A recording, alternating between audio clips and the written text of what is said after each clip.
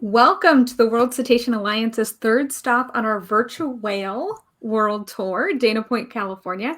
I'm welcoming with us today Gisele Anderson from Captain Dave's Dolphin and Whale Safari, as well as Donna Kalez from Dana Wharf Sport Fishing and Whale Watching. How are you two doing today? Great. Really glad to be here. Really good, Awesome. Amanda. And you're both in Dana Point, right? Yes, Yes. we are.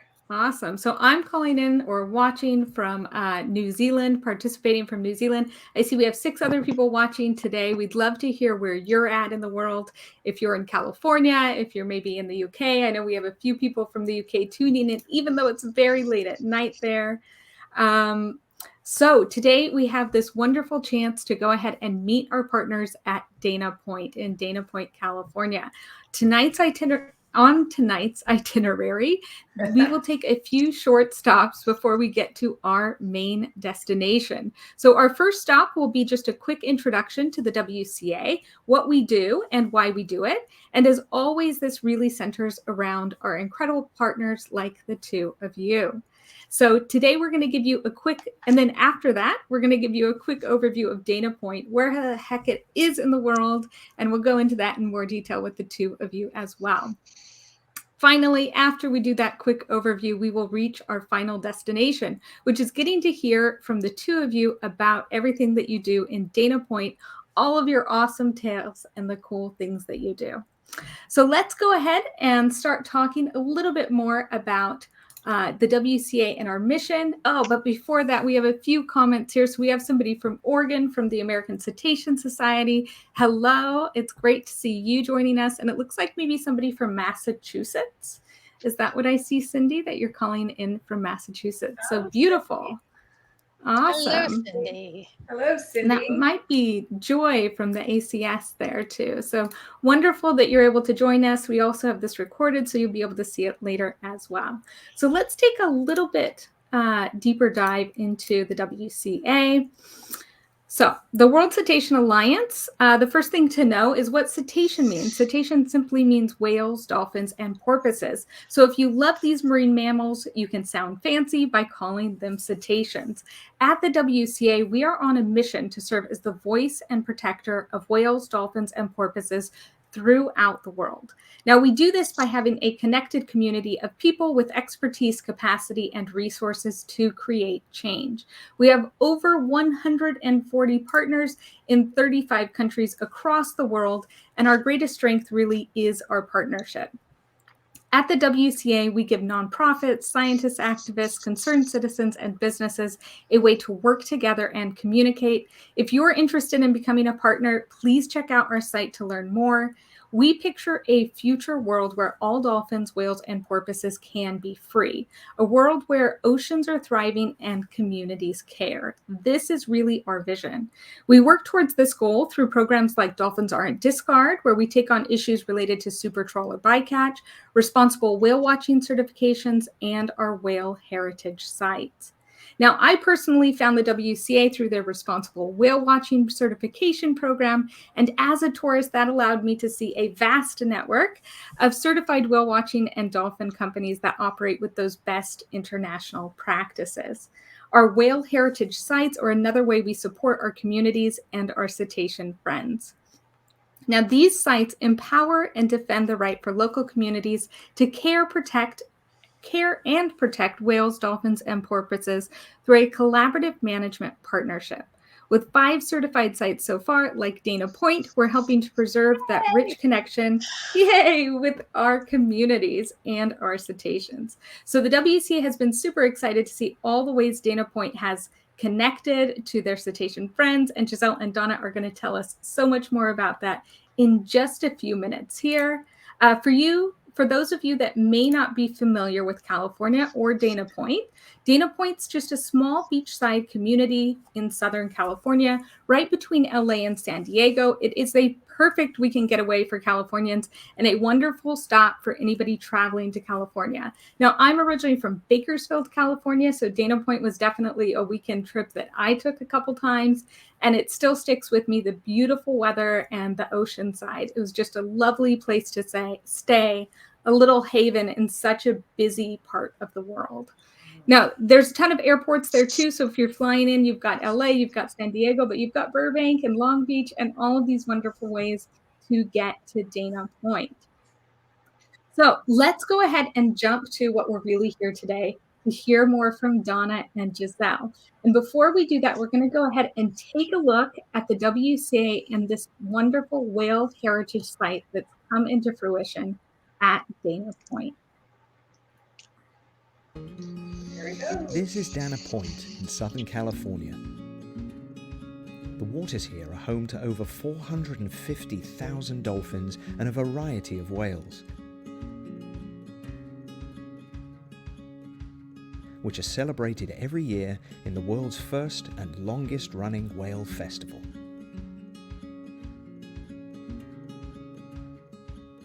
In 2021, Dana Point became one of a select few locations in the world to achieve Whale Heritage Site status, marking it as an outstanding place where people celebrate, respect, and protect cetaceans and their habitats. Giving that credibility to Dana Point will mean so much to our community because it will help them understand that this is what defines Dana Point. And it is a powerful and unique thing that very few places in the world can lay claim to. The Whale Heritage Sites program is an initiative created by the World Cetacean Alliance and supported by World Animal Protection. It recognizes unique places around the world where humans and cetaceans exist in harmony, and empowers local communities to work together for the benefit of whales, dolphins, and the environment they share with these amazing animals. As well as Dana Point in the Americas, there are whale heritage sites in Algoa Bay and the Bluff in South Africa, Hervey Bay in Australia, and Tenerife La Gomera Marine Area in Spain. To achieve Whale Heritage Site status, each location needs to demonstrate its commitment to building a positive relationship with cetaceans through education, research, conservation, culture, and other collaborative efforts. It's critical for us to be accredited as a Whale Heritage Site because tourists, they want to know that they are supporting tour operators that are looking after the interests of the whales and dolphins in their area. Gaining accreditation has opened up new opportunities for the sites through increased tourism and investment, as well as delivering environmental and social benefits, like bringing together a diverse range of stakeholders. Para nosotros que cuando nos dijeron que teníamos la certificación fue un momento muy emotivo porque ha sido un proceso muy largo donde muchas personas hemos trabajado mucho porque veíamos que era una iniciativa muy bonita con mucho poder de cambiar muchas cosas y llevó mucho tiempo, mucho trabajo y muy contentos de que nos lo hayan dado y opinen como nosotros que lo que tenemos aquí es un tesoro que vale la pena poner todo el esfuerzo para preservarlo. The Whale Heritage Sites program is creating positive ripples across the globe, helping cetaceans and communities to thrive and supporting tourists to make responsible choices. To find out more about Whale Heritage Sites, including how to apply for accreditation, go to whaleheritagesites.org. Beautiful. So now we get to hear from the two of you, the stars of that video, Donna and Gisele. Wonderful. Thank you so much, Amanda. We're so happy to be here to talk about Dana Point. Dana Point. Okay, so I'll start, and Gisele, you can just jump in. So Dana Point is the dolphin and whale watching capital of the world. And we were able to trademark this in 2019. And from then we went on to become a Whale Heritage Site in 2021. So we're going to talk to you all about how we became that and why Dana Point is so special. Exactly. So in coming together as two competitors, Donna and I really felt that working together would just get us so much more. And it's really been a fun experience to do that, putting ourselves on the same side of the table. And the trademarking was a big step in that direction. Then when Donna said, I would love to be a World Heritage Site, and we first met with Dylan, and who was the founder of World Cetacean Alliance, and he explained the vision for how they were looking for communities, and this is the way he put it. He said, I'm looking for places where when you step foot in that community, you just know that they love dolphins and whales, that they respect dolphins and whales, they celebrate them.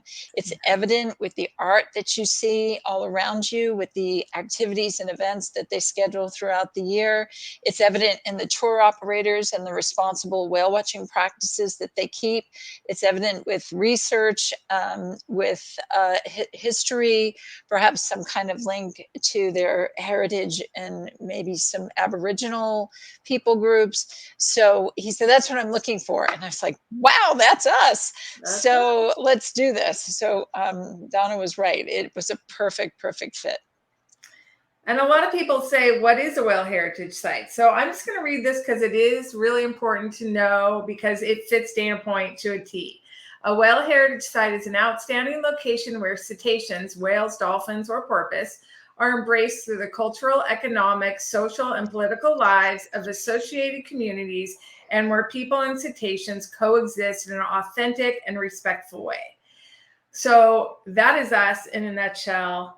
And we were so excited when I first met Dylan, like Gisele said, through WCA, World Cetacean Alliance, which was actually in Boston, Massachusetts. So yay, Cindy, so happy to see you on here.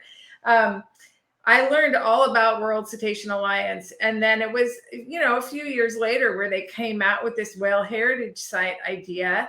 And I, as a responsible whale watching company, and Gisele, as a responsible whale watching company, could not apply to be a whale heritage site. You need your whole community. You need all of your partners. And we have a wonderful steering committee, and everybody loves whales and dolphins in our community. So it just was a natural, and we're so excited that we achieved that status.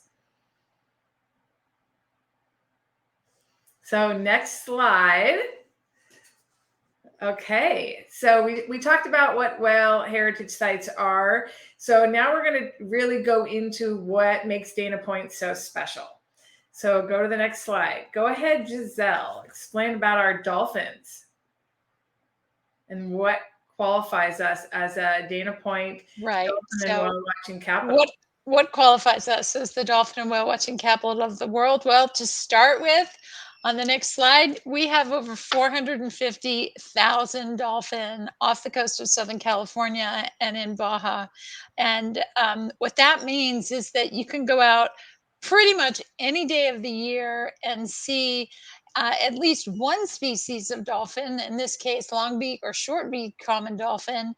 And the pod sizes range from, a handful all the way up to 10,000. And so our average size pod is probably 400, which is a lot of dolphin. And they're amazing. It's not unusual to see a pod over there and a pod over there and a pod over there. And then they kind of converge and then they break up again. And it's really fantastic.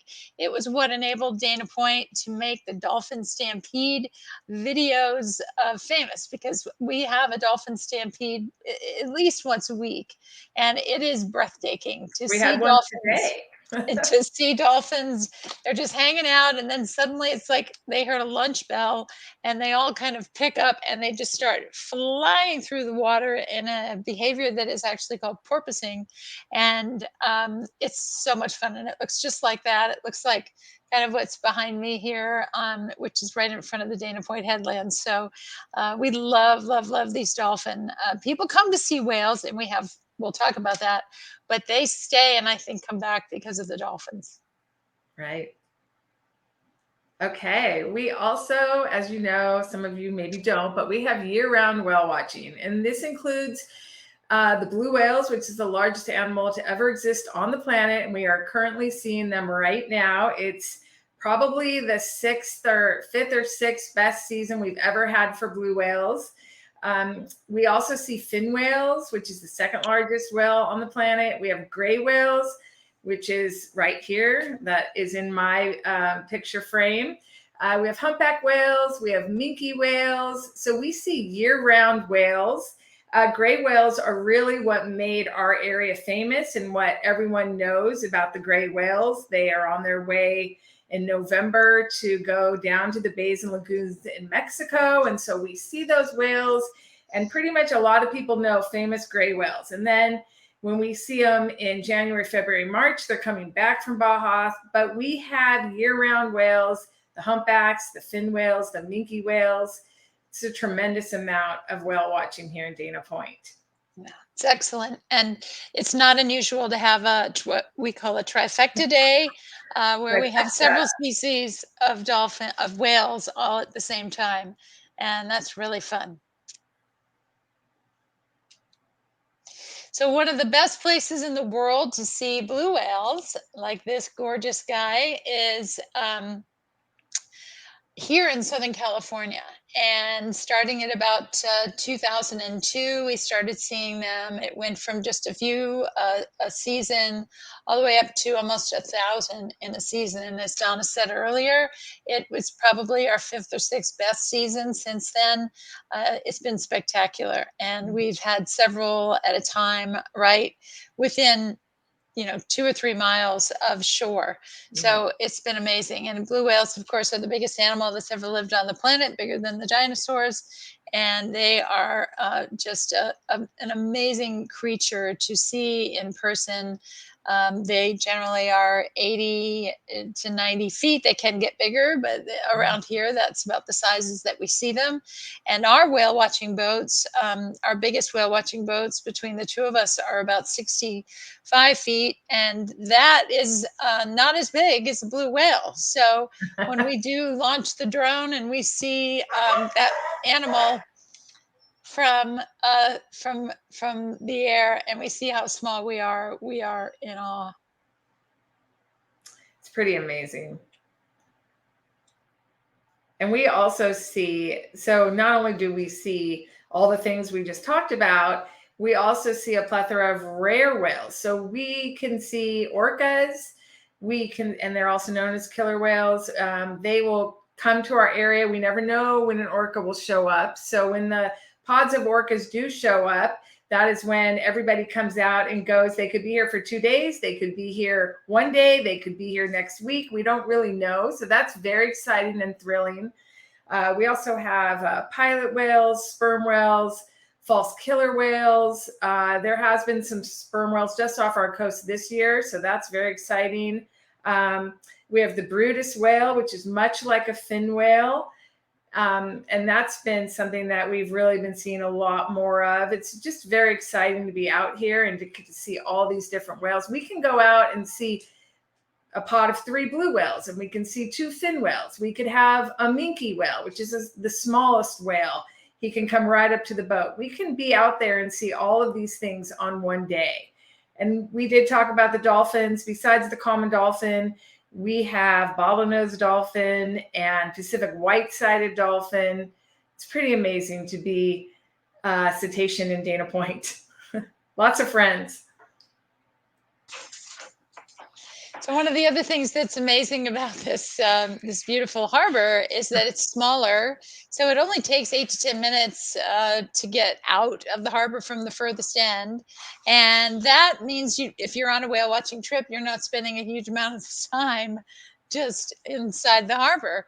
You're out on the right on the ocean, and you've got this great easy access. It is not unusual to see whales right from, if you're looking at this picture here, the jetty to the right, we see gray whales right as we come out of it. And occasionally, almost every year, we have a gray whale or two pop down the channel and come on into the harbor to say hello. So it's a beautiful little harbor, and it's very whale friendly. Yes, it's open right to the whales. Okay, Gisele, this is you too. Nope, I'm the next one. Oh, okay. So we already talked about that we have the best year-round whale watching, but we also have the best year-round weather. So our weather is, I can't say enough about it. It's very, very nice. It's a microclimate. If by chance we do get rain, it goes away very quickly and people are back out on the water and enjoying the beautiful weather. Unlike many other locations, Dana Point usually has moderate weather and mild ocean conditions throughout the year. So what that means is that our waters are generally pretty calm. We have a very small fraction of trips that we cancel due to rough seas. So, and our customers, they don't like rough seas. So when we cancel, it has to be pretty rough. So we're very, very fortunate to be able to get out of the harbor within 5 minutes and start looking for whales and dolphins. And if you look at behind Gisele, that is where we actually see, that's our headlands, and that's where we see a lot of our animals right there. So there's a dolphin stampede. So we're very fortunate and we love our weather. Yep. So this is one of my favorite slides because it demonstrates how unique Dana Point is. So you're looking here at the coastline of the Los Angeles, Orange County area here. And this is specifically Orange County. And right about in the middle of that landmass jutting out is Dana Point. And you can see it's pointing almost towards a underwater mountain. And that underwater mountain actually helps block a lot of the waves, which makes it even better to go out of Dana Point because we don't have some of these big, massive waves that some of the destinations north and south of us experience. But the thing that makes us really special is that you can see how it gets very deep where the ocean is darker. You can see it gets very deep right there, right off of Dana Point. If you go further up the coast, the next harbor up is in a much shallower area. So you have to there's a gradual decline. But where we are, within a mile and a half of the harbor entrance, we're in these deep coastal canyons. And where you have these deep coastal canyons, you have cold water. When you have cold water, you have this rich nutrient upwelling, and you have plankton, and where you have plankton, you have little fish that like the plankton, and where you have little fish, bigger fish, and where you have them, you have lots and lots of dolphin. And so, and whales, because some whales like humpback whales love to feed on that kind of fish.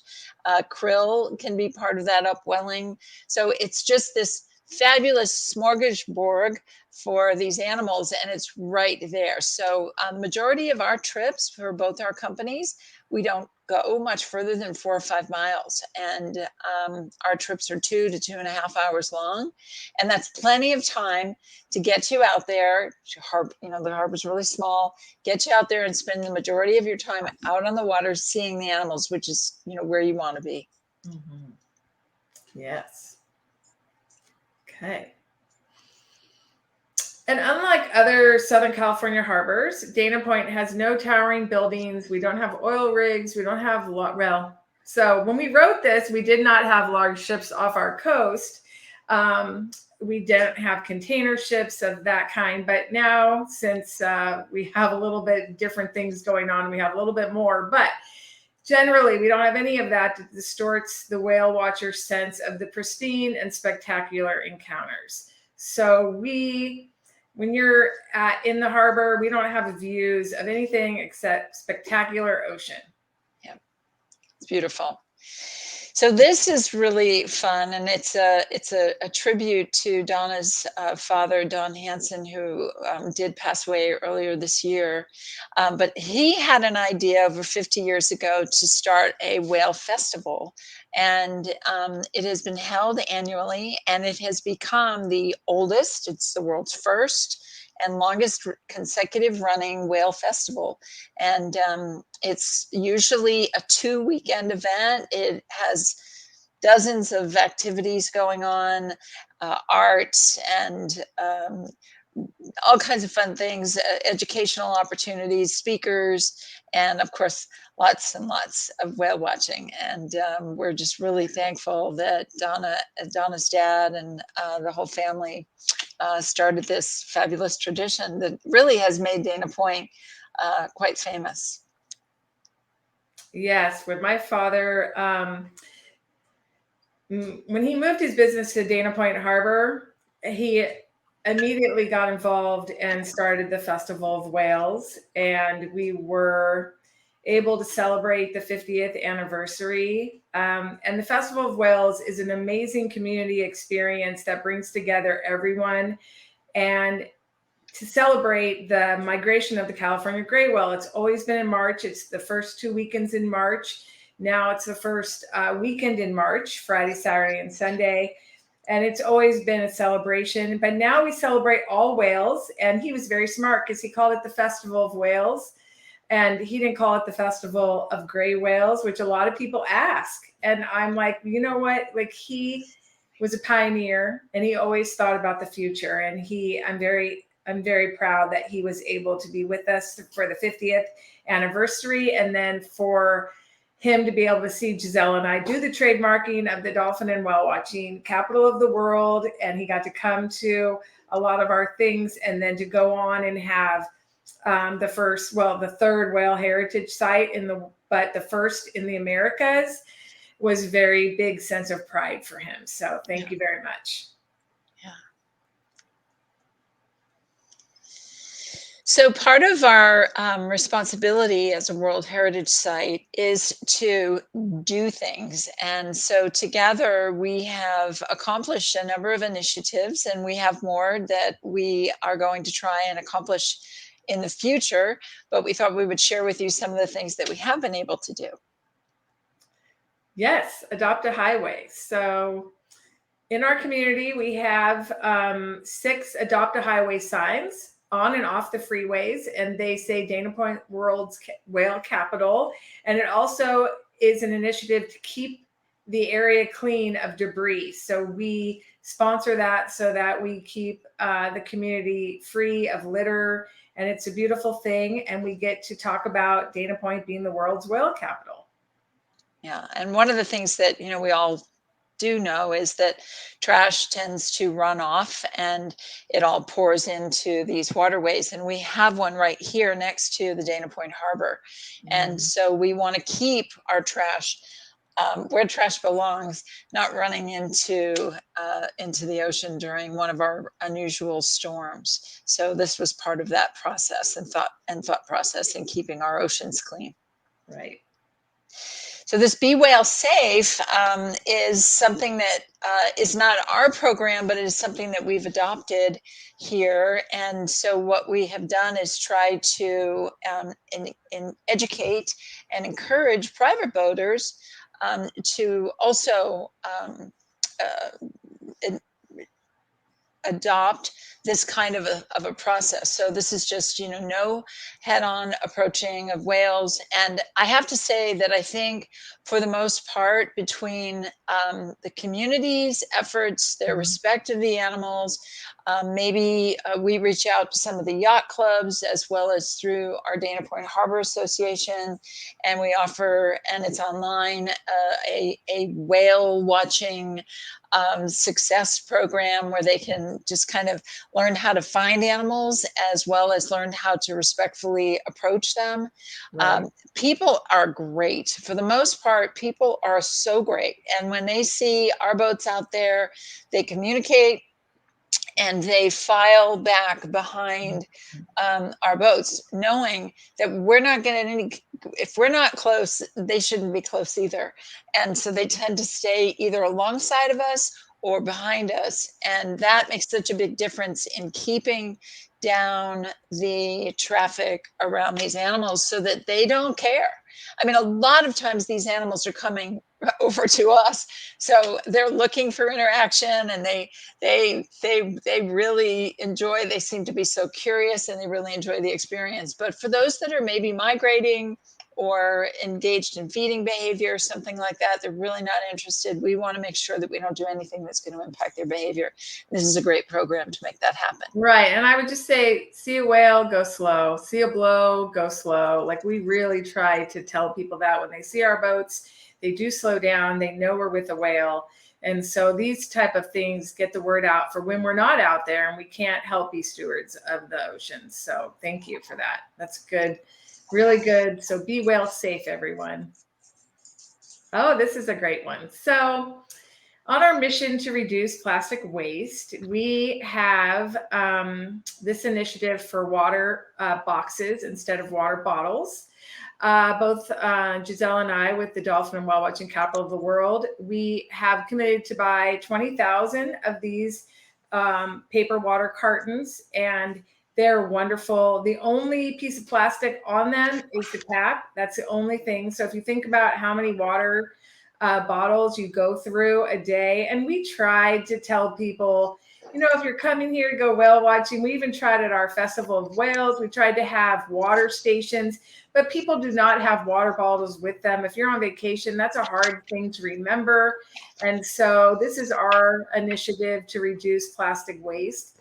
And so far, so good. We've gone through probably 6,000 in cartons, and more on the way. So I think we're up to 10 now.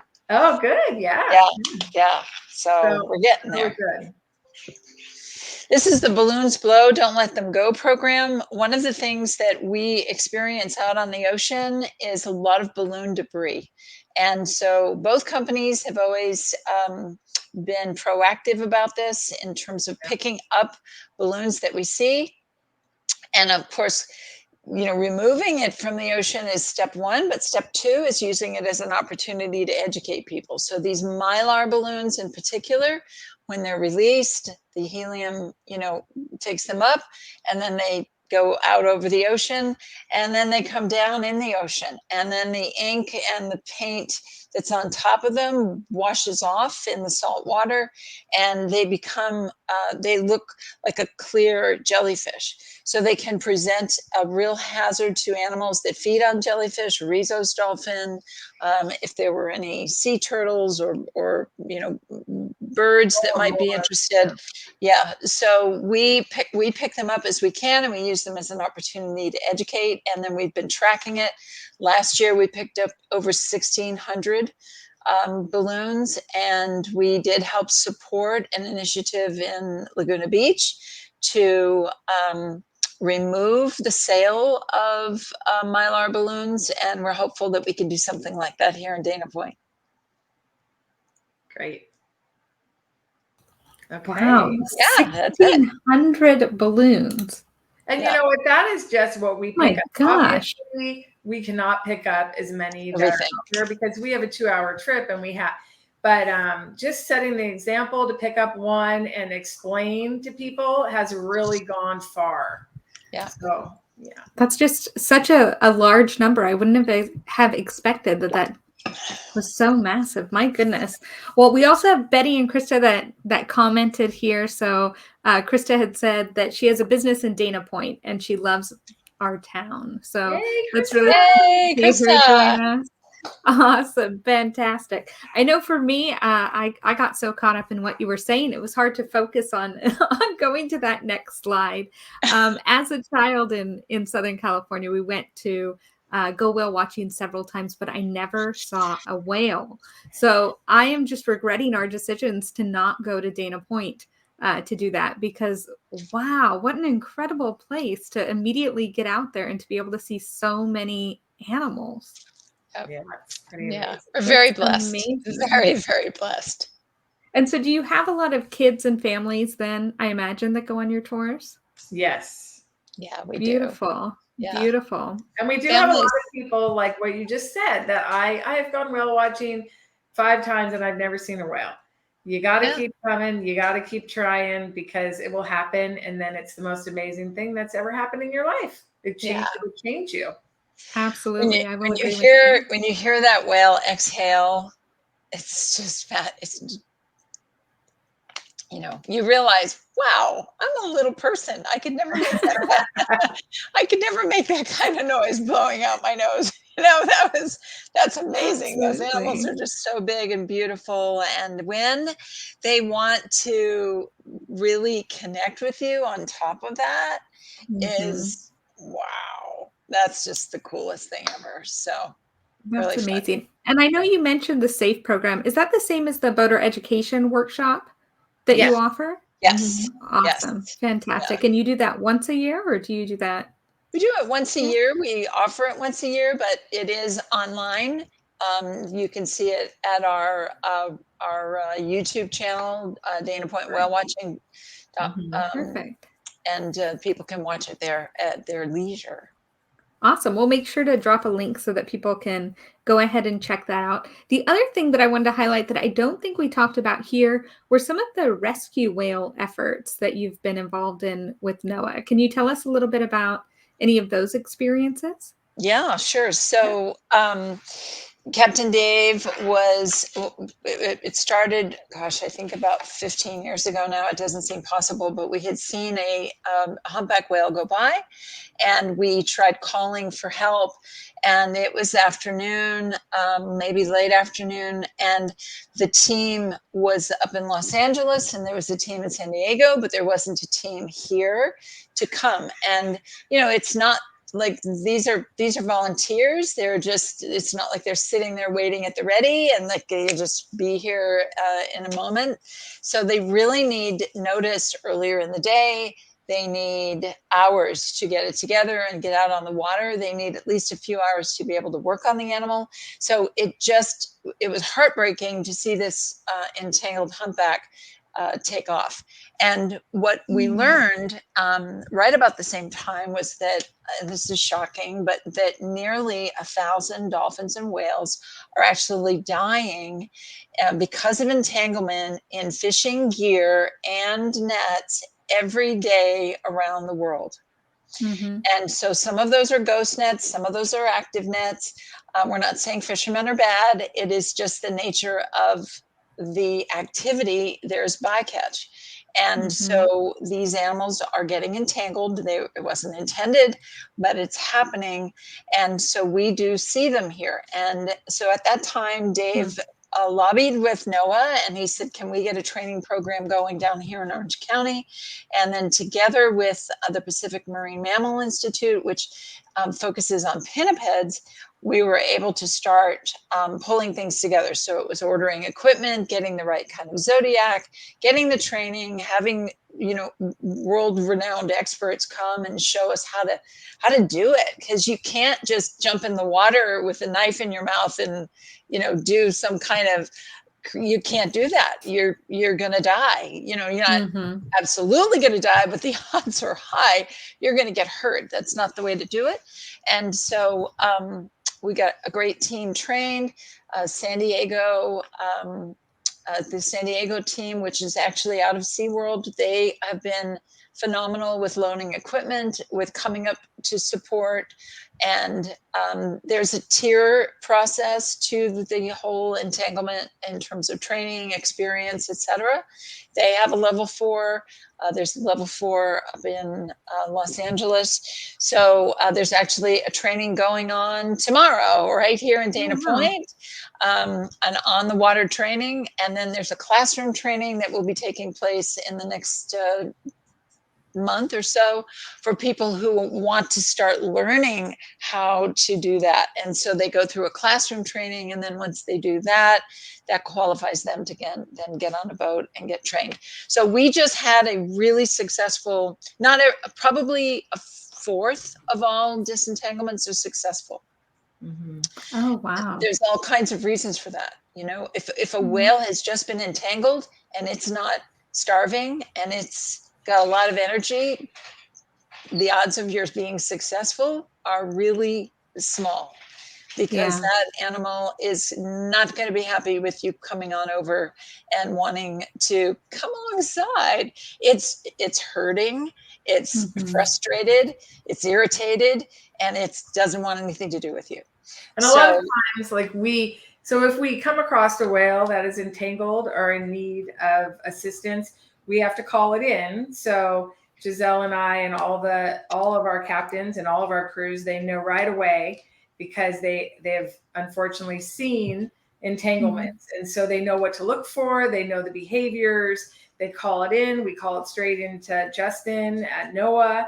And he kind of tells us what the next steps are, if they're going to send a team down, or like she's saying, like, what does the whale look like? Like, what can they really do if they come down? And then a lot of times, unfortunately, we have to track the whale, and you can track it only till it's dark. And then those dark hours are when, but we have teams all the way up and down the coast. So people know that the whale is coming. So NOAA will tell us, hey, we saw one in San Diego, which is an hour to our south. And then the next day, Gisele and I's boats might be able to encounter, and then we call it in, and then they assist with the rescue, and we assist. And so it's great. It's gotten so much better. Oh, it's been amazing. I was just going to share, in July, there was a whale who had been entangled for probably quite some time. You could tell by the amount of whale lice on it, and it was tired. So it wasn't moving as quickly. And it was one of those perfect things. Donna's boat saw it first. Her captain saw it first. He alerted the other boats. First of all, we want to, make sure that there's not, that everyone knows it's there and no one goes too close. And then NOAA was notified. And then we took turns watching the whale. So no one, the instructions are, no one leaves this whale alone at all. And it's not going to be abandoned. So we keep eyes on it. We take pictures. We send them over to NOAA. And then they, like Donna said, they'll instruct us on the next steps. And it was so textbook, because the team got together. The 2 primary boats came. We had 3 support boats. We had our towboats US, as well as our Harbor Patrol, creating like a wide area around the whales, so that private boaters and paddleboarders, no one was coming near it. I mean, the communication was amazing. And the team was able to get out there. The support boats were there with all the equipment, and it was incredible. And this particular whale had, I don't know, 100 or so feet of net around its flukes, and it was really quite difficult to cut. And they thought, there's just no way we're going to do it before dark, but we'll give it the old college try. And they did. And that whale was tired. And so he let them get right up on its tail. And within 2 hours, the cuts had been made, and they finally got like that one pivotal cut, and the whole thing just fell off. And, everyone's on all of the boats. There were like 12 boats out there watching, and everyone's screaming, and, it's great. I took video, and I sound like a fool because but it was just incredible. Really cool. And to see that whale. So hopefully that whale was able to start feeding and recovering and healing. And we do see whales that, Donna's vessels have seen Twitch, another famous humpback who was definitely the victim of an entanglement. No one knows how it got free. He was here one summer, and he was great and healthy, and everything was great. And then when he came back the next summer, he had just this deepest wound on him from what was obviously an entanglement. And but he recovered, and throughout that summer he came back, and he was feeding, and it was just such a joyful thing to see him survive it and thrive. And come back to Dana Point, the dolphin and whale watching capital of the world. Yes. Beautiful. I know for me, you know, one of the things that stuck out, I'm in New Zealand and I went to one of the Project Jonah workshops.